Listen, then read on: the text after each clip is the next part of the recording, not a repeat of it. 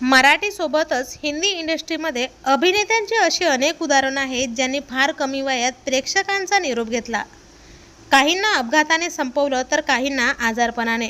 मात्र त्यांच्या जाण्याने सिने इंडस्ट्रीचा मोठा नुकसान झाला आहे.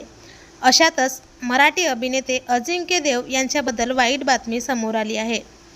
माझं घर माझं संसार या चित्रपटातून त्यांनी प्रेक्षकांची मने जिंकली. या चित्रपटात अजिंक्य देव यांनी अभिनेत्री मुग्धा चिटणीस यांच्या पतीची भूमिका साकारली होती.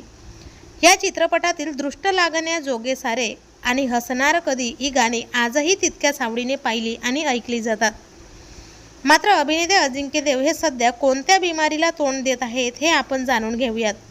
गेल्या 4 दशकाहून अधिक काळ मराठी विश्वात काम करणाऱ्या या अभिनेत्याची प्रकृती आधीपेक्षा खूप कमी झालेली पाहायला मिळाली.